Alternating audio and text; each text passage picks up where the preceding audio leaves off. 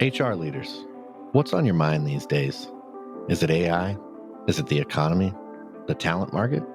Remote work? Retention? DEI? Pay transparency? New laws? Our 2024 Workplace Trends Report outlines how HR leaders are thinking about these challenges and what they believe will help their organizations overcome them. Want to find out what they said? Head on over to peoplemanagingpeople.com/Workplace Trends 2024 and download the report to find out. I would even say if you do not have the right tech in place in this meeting room, yes, it's better when everyone is sitting in front of their screens to make it a meeting which is valuable for everyone. Welcome to the People Managing People podcast. We're on a mission to build a better world of work and to help you create happy, healthy, and productive workplaces. I'm your host, David Rice. My guest today is Jean Bays. She is the Chief People Officer at Neat. We're going to be chatting about meetings in the hybrid workplace, the experience of modern meetings, and what employees can and should expect from them. Jean, welcome. Thank you, David, for having me. So first off, tell us a little bit about you, your role at Neat, and how you got to where you are today. Exactly. So you will hear a lot of funny accents. So I'm German, actually, and I'm living in the UK for about 17 years now. Always have been in HR-related roles for 25 years. Very passionate about HR, or we call it now the people organization. And I'm with Neat, which is a Norwegian headquarter-based technology company, for about 2 years now. I'm heading up the people department with my team. In total, we are looking across 24 countries where we are looking after our Neaters, how we like to call them. So it's a very international role. It's across many time zones. It's across many virtual meetings and spaces. So yeah, that's me, and I'm happy to be here. Very cool. Yeah, I'm happy to have you on because more companies are facing sort of a global challenge, right, when they think about how they execute their meetings. So I kind of want to start the conversation off as when we think about meetings, kind of how they've changed the last few years and the impact that changing work models has had on them. In your opinion, what are the biggest shifts in how we view and experience a meeting in, say, 2020 versus today? I think, as we all know, the biggest shift is in 2020. I think most of us, to be included in a meeting, to be included in a meeting room, to take part of certain projects, it required to fly in or to travel in, making an impact, having a voice, being part of a project team. And I think we all learned fairly quickly we have to change that, because otherwise we could not run companies and not doing projects. So we've been forced into a massive change, which was, I have to admit, it felt very uncomfortable. I think many people can relate to that, not being in a meeting room and having all of this doing on Zoom and being in front of a screen for the whole day. So, but we've been forced into that. And out of that, of course, they developed, or there were some techniques and behaviors developed in certain meetings that everyone can feel included, more or less. I think we still learn about how to make an impact when you are not in the room.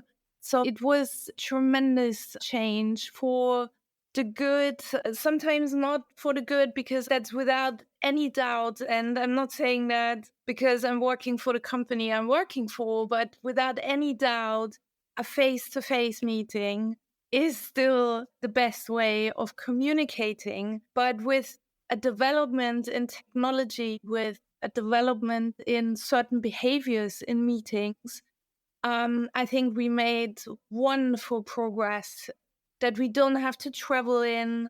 And I mean, I always have this one example. In my previous role, I would fly from London to San Francisco for 24 hours just to attend a meeting and just think about carbon footprint, think about the time, all of that. So yeah, massive change, very exciting.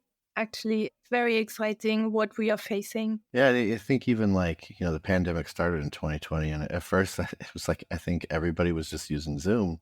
And then took like maybe a year before you started seeing all these other tools pop up. And I think that's really fascinating. Like even, Neat is in that space where you all have come out of the need for us to do this way. And it's interesting to see all the different experiences that are created through all these different tools. There are different tools, and I have to say, so technology, and I'm sorry for saying Zoom, but because it became such a brand in 2020, I think No, it was everywhere.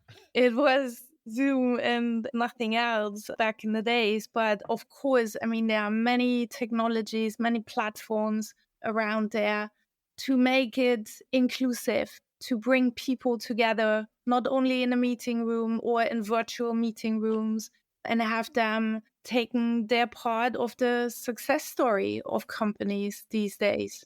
When we think about the future of work itself, there's a lot of thought going into the hybrid experience and what that means for employees. You mentioned inclusiveness.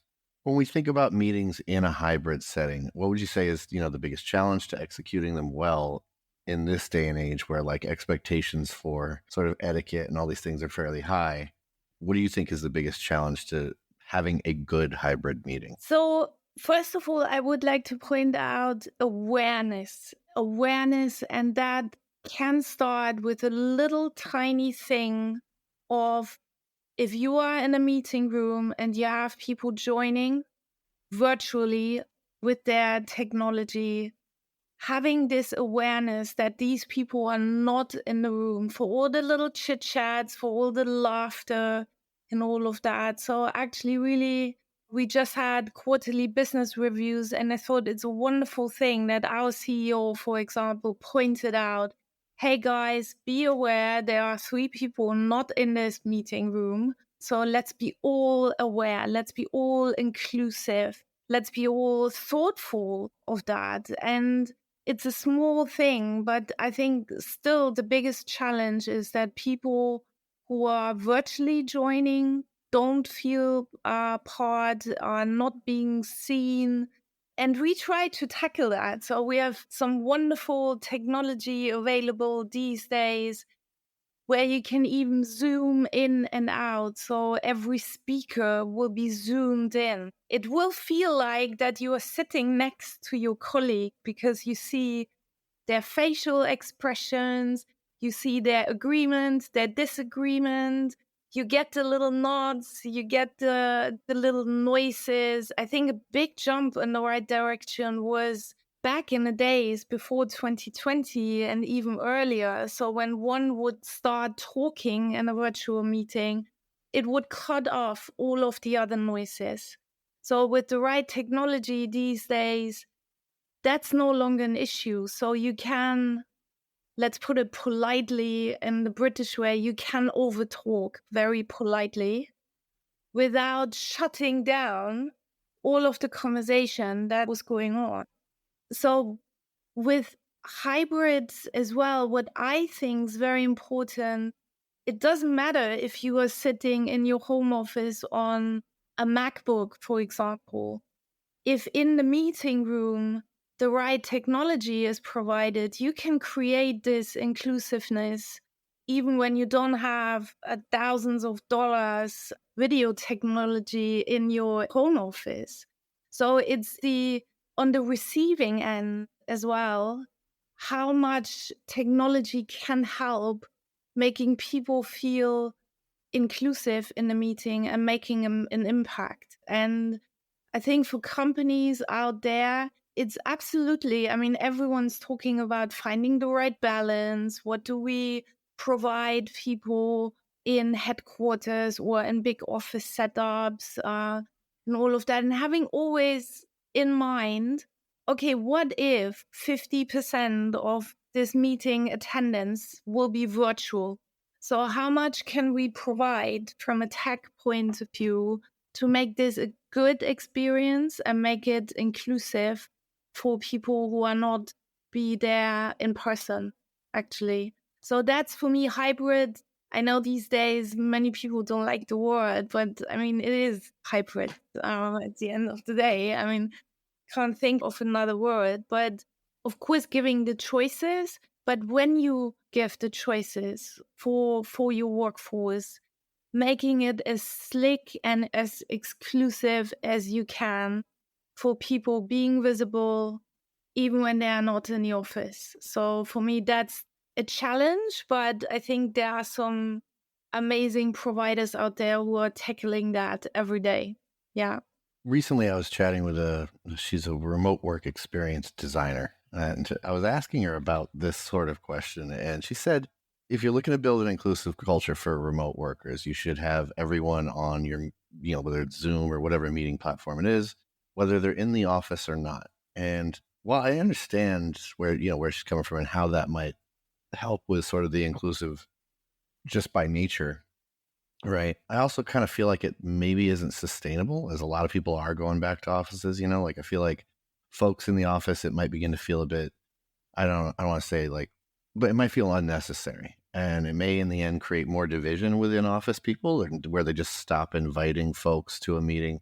I'm curious what your thoughts are though. Yeah. And I totally can relate onto that because I had situations in my previous life where it was like, why I was not invited in that meeting. I was like, oh yeah, we're so sorry, but we had no one from IT available to start a video conference. I mean, that's likely no longer the case these days because it's getting much easier to initiate this call. But what I would answer to that, so first of all, I fully emphasize this thinking around this. So, and I would even say if you do not have the right tech in place in this meeting room, yes, it's better when everyone is sitting in front of their screens to make it a meeting which is valuable for everyone in there.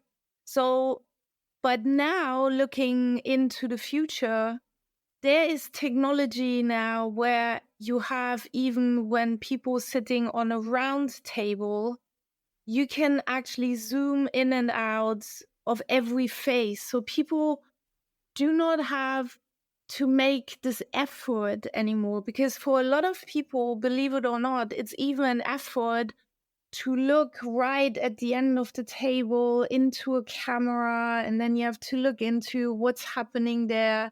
So you don't feel that you can sit relaxed around a table and have these conversations. So again, coming back with the right technology where you do not have to make this effort, where your colleagues outside of the office virtually pretty much really one click away, and you do not have to install big tech in a meeting room and having your army of IT people or gathering around to help you to call in people around the globe. The easier you can make this for the people in this meeting room, I think the more people will be not annoyed, they don't have any glitches, they can sit without looking into one direction. It will be all more inclusive. So I think that's the future. But I fully emphasize, and I was one of the ones when we just came out of the pandemic, I was not a big fan of, okay, we have 4 people in the meeting room and the rest of us is virtually. So we actually asked people, stay at home, do your home office day, and be on Zoom because otherwise we cannot make this happen from a meeting. So, but for the future, there are options and they are pretty amazing. So it will feel a very useful tool without people having the big effort into and then maybe thinking, oh yeah, so maybe we should not invite Jean from London to that. Yeah. The logistics have gotten more complicated for sure. Do you think employee expectations for meetings are changing? Like we're all surrounded by like you mentioned, there's just some incredible technology, and we're actually surrounded by it like when we go out in our personal lives as well, right? We're seeing VR, we're seeing augmented reality, the metaverse, all these things, and they're becoming more common for people to use them. And we've all kind of been raised, I would say, on like Hollywood images of what the future would look like. So is it sort of time that we all kind of deep dive into what our meetings feel and look like and start to like experiment a little bit? I think if you remember, so the very beginning of the pandemic, when this technology was much more used, I think so many people, I can remember team meetings where pretty much 80% of the people would not show their face.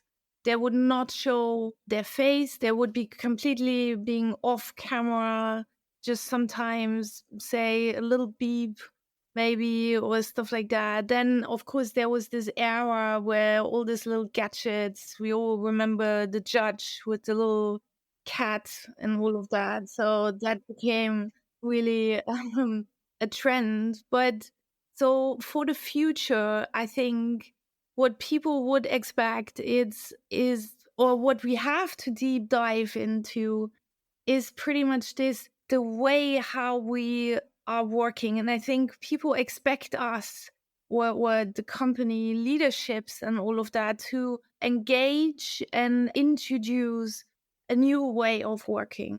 And I think all of the major platforms, what they developed is actually instead of going over to the other office and have a little chat at the coffee machine or stuff like that, I mean, look at the big ones like Microsoft Teams or Zoom or stuff like that. With one click, you can do an instant meeting that feels like, okay, are you available for a quick chat? So I think the future is not about glamour and how to make it more glitzy, but it's more the practice around how we communicate. So, is it the quick check in? And I do that with my team. So, sometimes in the mornings, I do just a little quick check in.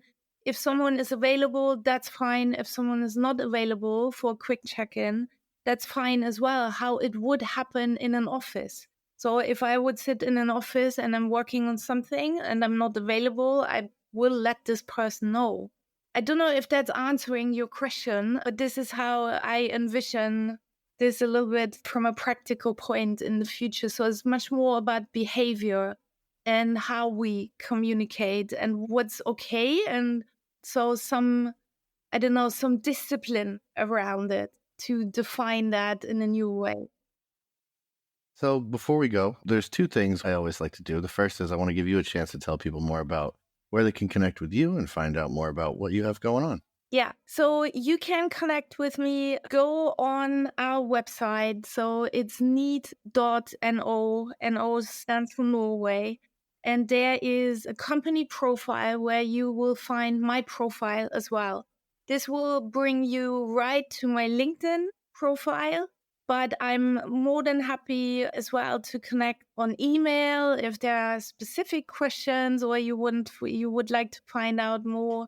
So go on our website, you will find my profile there and my LinkedIn profile as well. So, and I would be more than happy to discuss or share ideas or hear from you wherever you are. So, yeah, just let me know. The last thing is we have a little tradition here on the podcast where you get to ask me a question. So I want to turn it over to you. You can ask me anything you want. Doesn't have to be related to Oh, this. that's a very good thing. So, David, I mean, you are talking to industry experts and you must hear so many things. So, for you, only for you, what do you think when we talk about the employer of choice? Because, I mean, I think we all did great our homeworks on perks and office environments and hybrid work, working from anywhere. So, we did a lot so over the last century. But what do you think companies should focus on in the future to become the employer of choice? So is there any secret trend you can see? Is there anything you would say, I think this is the one you should concentrate on to be the employer of choice?